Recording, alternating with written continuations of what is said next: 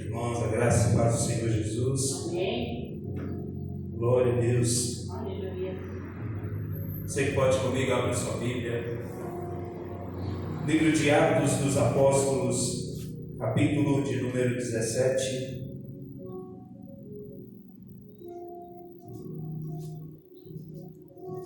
Versículo de número 24 em diante.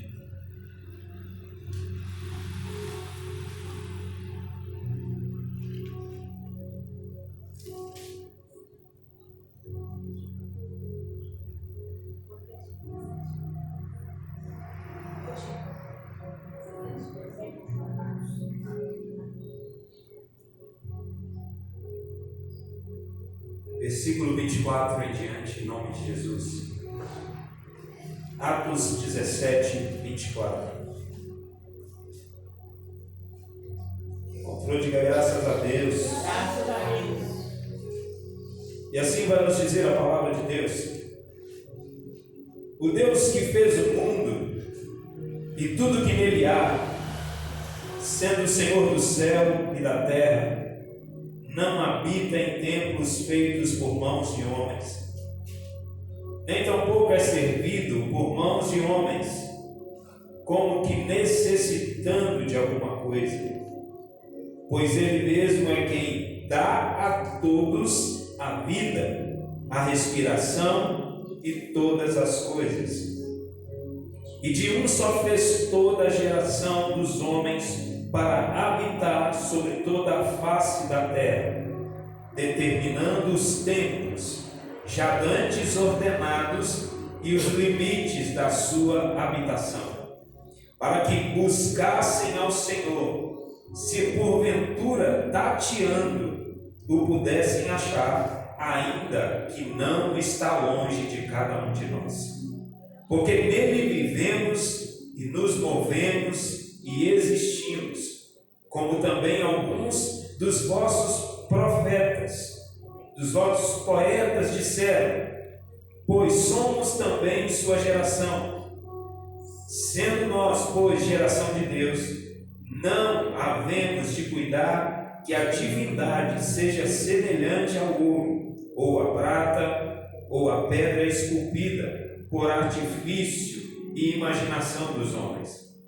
Mas Deus, não tendo em conta os tempos da ignorância, anuncia agora a todos os homens, em todo lugar, que se arrependam, porquanto tem determinado um dia em que, com justiça, há de julgar o mundo, por meio do varão que destinou, e disso deu certeza a todos, ressuscitando dos mortos. Amém. Podemos assentar em nome de Jesus. Gratidão ao Senhor, Pai, pelo privilégio de mais uma vez compartilhar o Teu Evangelho. Que a Tua palavra, pelo poder contido nela, possa ir aonde eu não consigo ir. Ir além dos pensamentos, dos corações, de todo o corpo natural, e que ela possa ir de encontro ao Espírito de cada um para discernir e assim transformar a nossa vida pelo poder contido nela. Eu te dou graças em nome de Jesus. Amém. Amados, o texto que nós lemos, e eu quero frisar um dos versículos, a leitura que fizemos, ela retrata um dos discursos mais falados de Paulo, e por que não dizer um dos mais lindos que Paulo já fez. Quando você lê as cartas e quando você lê Paulo discursando nesse lugar em Atenas, você começa a pensar de onde ele tirou tanta sabedoria. Mas Paulo aqui vai usar uma linguagem que ele não está habituado, mas ele usa essa linguagem porque precisa, é a necessidade. E um exemplo vivo é que, da forma que você conversa com um adulto, você não vai conversar com uma criança. É ou não é verdade? A criança você fala numa linguagem que ela possa entender. E Paulo aqui está discursando nada mais nada menos do que com filósofos da época, homens letrados, conhecedores, pessoas que criam em vários deuses, e por crerem em vários deuses, eles estavam, de certa forma, presos às suas crenças, cada um da sua maneira, sua forma. Mas a Bíblia então vai nos dizer que Paulo, ao discursar aqui, ele apresenta Jesus e ele apresenta o reino. Ele apresenta, a partir do texto que lemos, ele fala sobre a criação, ele trata o templo não como mãos de homens, mas um templo de habitação viva e eterna, porque Deus colocou a eternidade no coração dos homens. Então Deus tem colocado a eternidade em nós, Deus tem colocado o reino em nós, Deus tem colocado o seu Espírito em nós. Então tudo que nós mais buscamos de Deus, na verdade, está dentro de nós. Nós precisamos só extrair isso e permitir que isso flua de nós. E é por isso que Jesus vai declarar: pois aquele que crê em mim, do seu interior fluirão mananciais de águas vivas que nunca vão parar de jorrar. Mais uma pergunta brada hoje para essa mensagem fluir. Se existe um manancial de água viva dentro de nós, por que ela não flui? Muitas vezes, através de nós. O que não permite o fluir dessas águas na nossa vida? As circunstâncias, a nossa visão, o nosso entendimento, a nossa visão de mundo, a nossa visão de crença. Talvez porque somos crentes. Porque se não fôssemos crentes, mas fôssemos simplesmente não crentes, mas filhos de Deus, talvez a nossa vida fluiria melhor. Mas a nossa visão de crente, porque eu sou crente, muitas vezes eu estou preso. Então, na verdade, é que muitas pessoas, dizendo ser também crentes, te cumprimentam pela rua, no trabalho, nas escolas, nos lugares onde passamos, e te cumprimentam com a mesma paz do Senhor. E por educação você responde, mas lá no fundo, no seu testemunho interior, você olha e diz: ah, se essa paz fosse verdadeira, ah, se esse irmão fosse convertido de verdade, ah, se a vida dele fosse impactada e transformada pelo Espírito Santo, ele não só teria uma paz para ministrar, porque ele se intitulou crente, mas ele teria algo para transbordar em todos os lugares que ele passasse. O convite nessa noite que Paulo traz, Paulo então ele vai discursar dizendo, ele não é também servido por mãos de homens como alguém que é necessitado. Irmãos, Deus não precisa do que oferecemos a Ele. Paulo deixa isso bem claro. Deus não está atrás daquilo que eu consigo oferecê-lo. Deus não está atrás, e nós sabemos muito bem disso, Deus não está atrás de uma bateria bem tocada, um violão bem tocado. Deus não está atrás daquilo que nós podemos entregá-lo, porque tudo veio dele. Tudo veio dele, irmãos. Mas o que Deus quer nesses dias? Deus quer de volta o nosso coração. O que Deus quer de volta nesses dias é o nosso coração. Porque o louvor vai além daquilo que nós podemos entoar, irmãos. Vai além de uma melodia, vai além daquilo que você pode fazer de barulho. A adoração não está direcionada àquilo que você pode fazer ou aprender para entregar para Deus. Mas eu quero dizer para você que tudo que você puder fazer para Deus tem que ser uma consequência do seu coração. Aleluia. Então fala assim comigo, ó, tudo que eu fizer para Deus precisa ser e deve ser fruto de um coração apaixonado por Ele. O que Deus quer de volta nesses dias? Deus quer a nossa paixão de volta, a nossa paixão pela presença dEle. Deus quer o nosso amor de volta a tudo aquilo que Ele representa em nós, a tudo que Ele é. Deixa eu te fazer uma pergunta que eu me fiz hoje. Quando foi a última vez que você chorou na presença de Deus? nos pés do Senhor, adorando. Não chorando por causa de uma oração com problema, cheio de problema, não. Uma adoração onde você só parou na presença dele e começou a chorar adorando sobre quem ele é. Quando foi a última vez que vivemos isso? Quando foi a última vez que fizemos isso? Porque chorar porque está doendo, todo mundo chora. Mas chorar porque tudo está bom. E porque, ainda que não esteja bom, Ele continua sendo Deus, é diferente. O que Deus quer nos chamar nessa noite é de volta a isso, a esse lugar.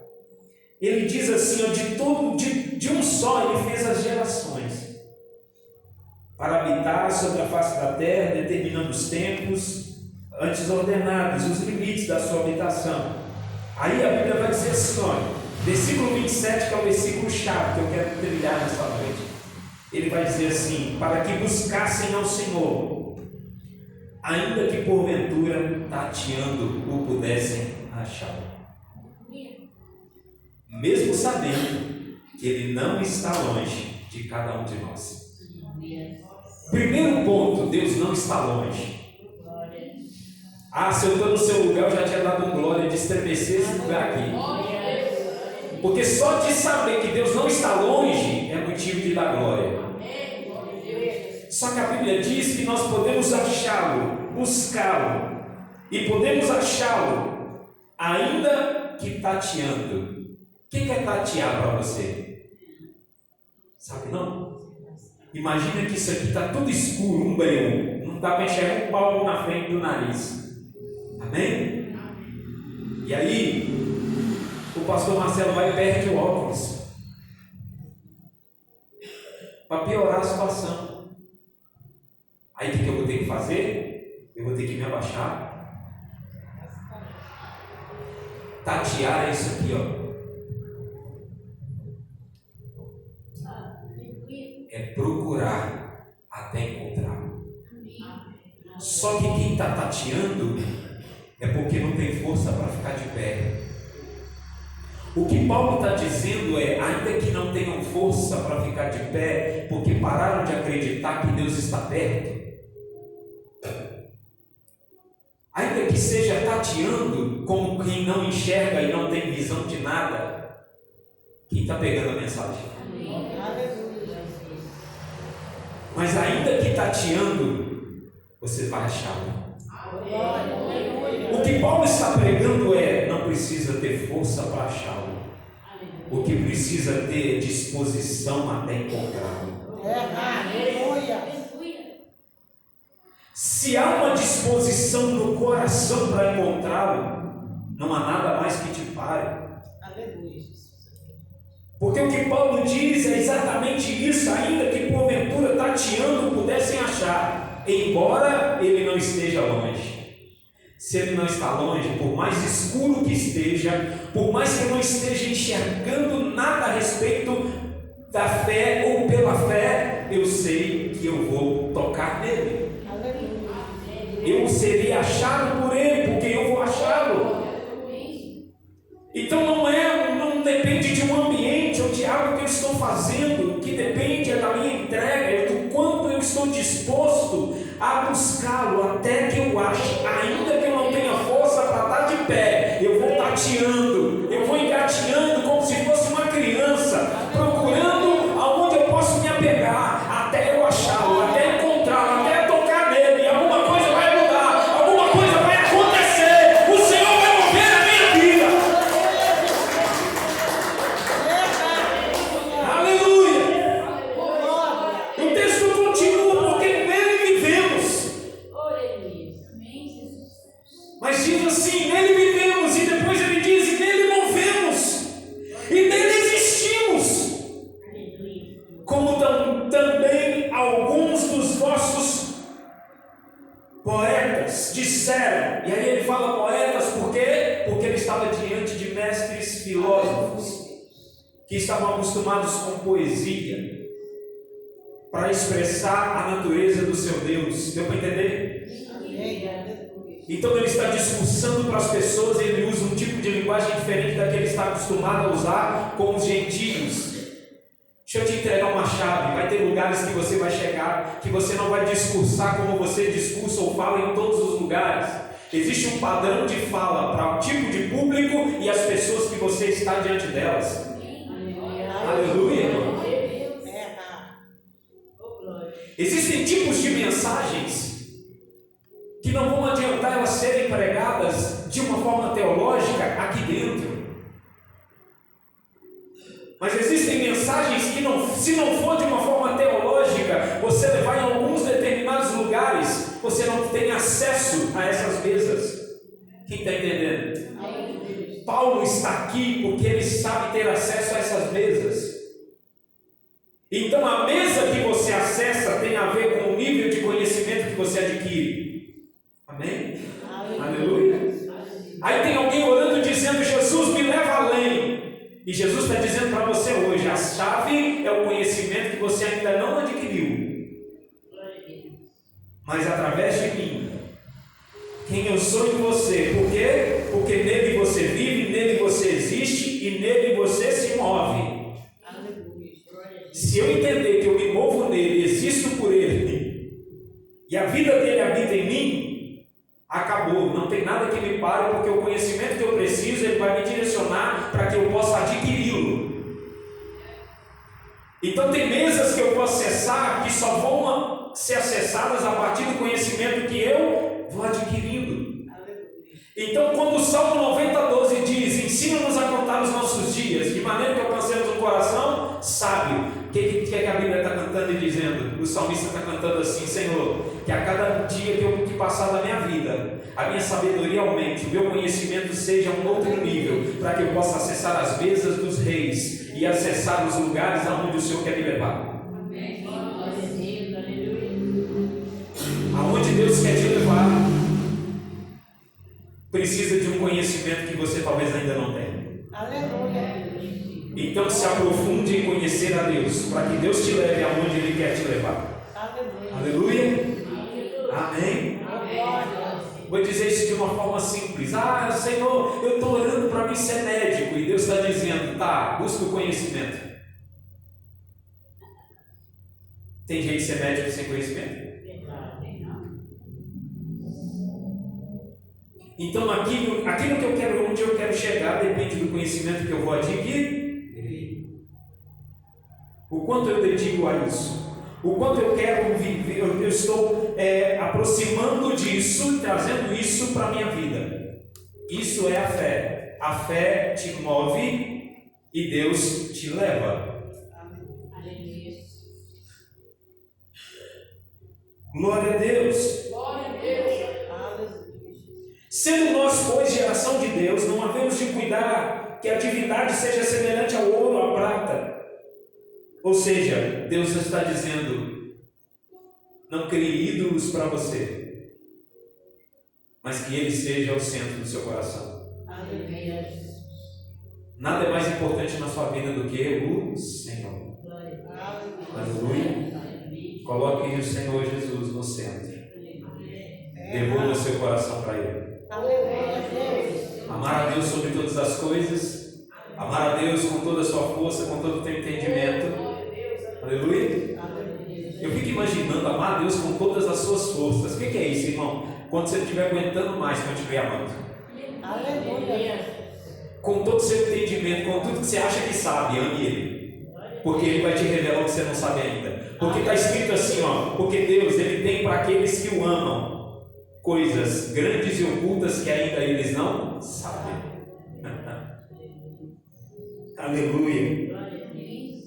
Para a gente entender isso e entender, trazer um exemplo vivo disso, Paulo vai dizer uma coisa em Filipenses, no capítulo 3. Se você quiser, abre. Se você não quiser, não precisa não.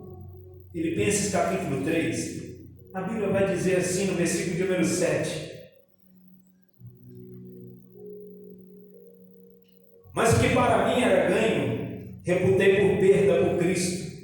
E na verdade, tenho também por perda todas as coisas, pela excelência do conhecimento de Cristo Jesus, meu Senhor, pelo qual sofri a perda de todas estas coisas e as considero como esterco, para que possa ganhar a Cristo.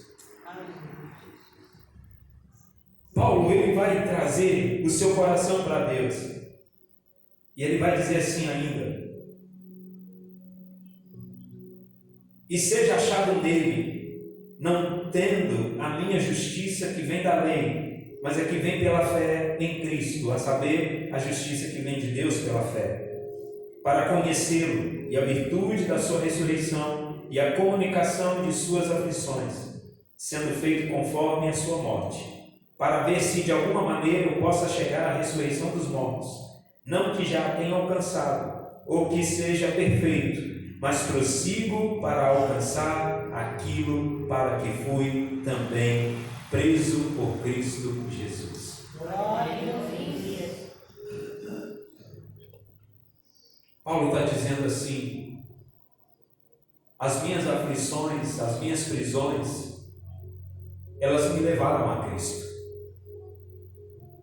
E eu vou prosseguindo em conhecê-lo, e eu não que eu seja perfeito ou que tenha já alcançado aquilo que eu preciso. Paulo, com toda a sua sabedoria e conhecimento, não se intitula alguém pronto. Sabe quando é que a gente perde a noção da vida? É quando a gente acha que está pronto. Quando a gente acha que já sabe tudo, ou sabe o bastante. Mas Paulo é alguém que está disposto a aprender todo dia. E ele está tão disposto a aprender todo dia, que ele pega ali, vamos trazer para o dia de hoje, sua caneta, seu papel, e ele passa horas e horas escrevendo a respeito daquilo que está aprendendo, mesmo em cadeias, mesmo em prisões. Ele expressa no Evangelho aonde o seu coração é rendido, aonde o seu amor por Cristo, ele é tamanho que Paulo vai expressar e dizer: eu tenho por perda todas as coisas, pela excelência do conhecimento de Cristo Jesus, o meu Senhor. E ele diz e frisa: e tenho tanto por perda essas coisas que as considero como esterco diante do que é o Cristo, pela excelência do conhecimento de Cristo Jesus na minha vida. Amém. Em outras palavras, ele está dizendo: coloquei Cristo no centro do meu coração, aprendi a amá-lo mais do que tudo. Aleluia. E nada mais é tão importante do que ele. Aleluia. O que podemos aprender é que não tem a ver com o que eu faço, mas tem a ver com a paixão que eu tenho no meu coração pela presença dele. Então, o que você faz muitas vezes vai lutar contra o seu amor real por Cristo. E nós precisamos tomar muito cuidado com isso. Porque às vezes o que a gente faz é tão forte, é tão grandioso, que a gente vive o que a igreja de Éfeso viveu lá no livro de Apocalipse. E o que ela viveu? Ela fazia tudo de bom, tudo certo. Ela trabalhava, ela tinha tudo dentro dela. Mas Jesus vem e declara: tenho contra ti que deixaste o teu primeiro amor. Amém, irmãos?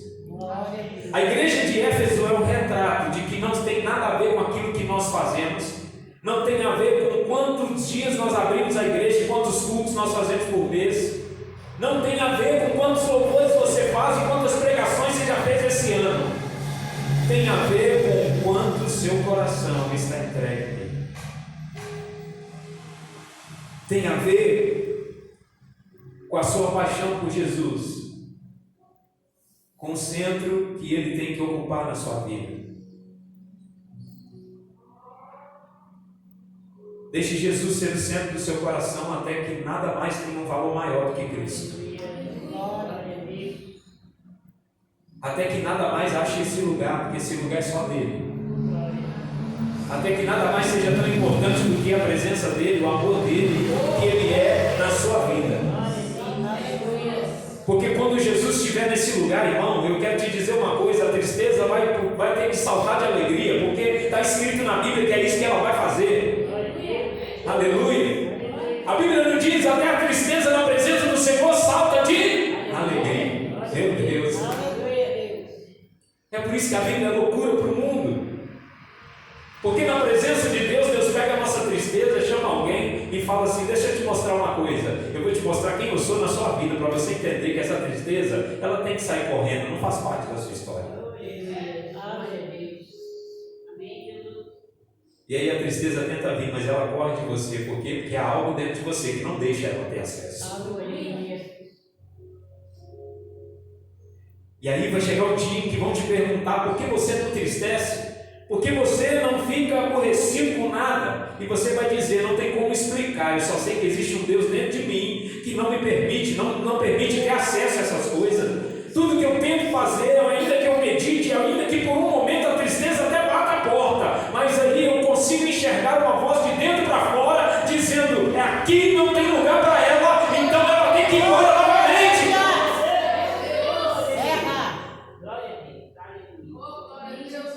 Porque Deus não está longe, Ele está perto, e a Bíblia vai dizer isso: Deus está perto.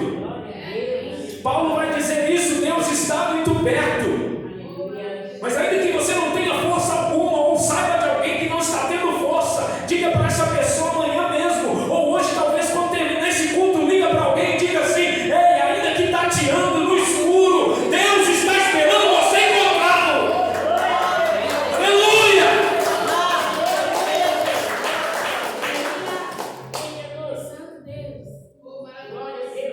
Porque Deus, Ele quer ser encontrado. Mas muito mais do que ser encontrado, Ele quer o lugar dele de volta no coração da sua igreja. Aleluia. O lugar dele de volta no coração da sua noiva. Glória. Jesus vai buscar uma noiva que se relaciona e não que experimenta do seu poder. Aleluia, irmão.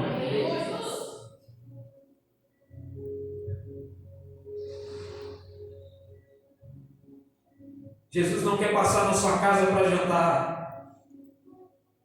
Ele quer estar na sua casa para se relacionar e passar uma noite de vigília com você.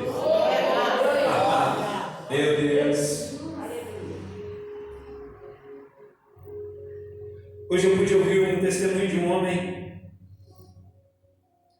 E esse homem, ele conta que uma das maiores experiências da vida dele quanto a buscar a Deus foi no dia em que ele, no ano de 2008, ele decide fazer um jejum de 21 dias. E era exatamente no dia 2 de dezembro de 2008. Ele começa um jejum de 21 dias. E ele então vira para sua família e diz: 2009 será o meu ano, o ano da busca. E eu termino esse ano de uma forma diferente. Eu nunca vou buscar Deus como agora. E ele começa seus 21 dias de jejum, oração. Para se ter uma ideia, ele lê a Bíblia inteira em 2 meses. E ele conta que no auge das suas experiências com Deus, ele começou a ver curas acontecendo, pessoas sendo libertas. Ele começou a viver o auge daquilo que ele chamava de busca a Deus e de intimidade. Até o dia que ele, deitado no seu quarto, no secreto, falando com Deus, Deus vira para ele e diz assim: você tem vivido dias muito bons de performance. Ou seja, o que você está fazendo é muito bom, mas eu quero mais de você. E ali na cabeça dele ele pensou: mas eu quero mais ainda? Mais do que o que eu já estou fazendo? Se isso que eu estou fazendo não te agrada, nada mais vai agradar ao Senhor. Isso ele pensando. Mas Deus, que som do pensamento, já conhecia, embora ele não tenha falado. E eu sei que alguns aqui às vezes têm até raiva de Deus, ou alguma coisa do tipo, um sentimento ruim, de não querer buscar, de pensar que Deus não está vendo, não está ouvindo, que nada está acontecendo, que Deus não está te respondendo. Deus já conhece seu coração, Ele não ouve a sua voz, Ele ouve a sua alma gritando. Aleluia. Eu quero que você saiba que Deus ouve você, mesmo quando você não fala. Ele sabe quando você briga com Ele. Ele sabe quando Ele é questionado pelo seu entendimento, por aquilo que são as suas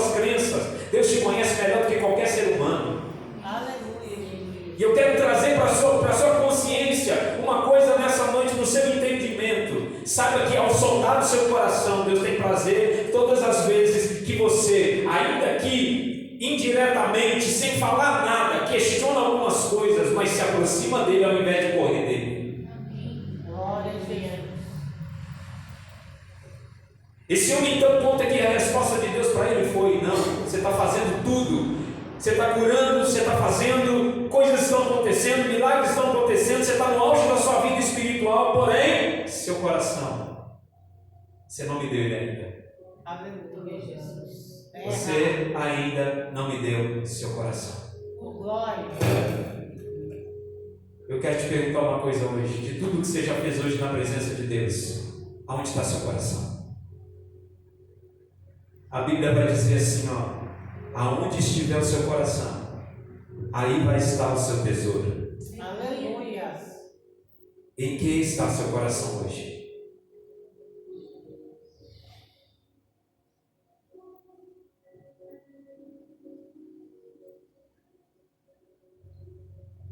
Precisamos buscar de todo o coração, e isso é um fato. E quando nós olhamos para tudo que nós estamos vivendo,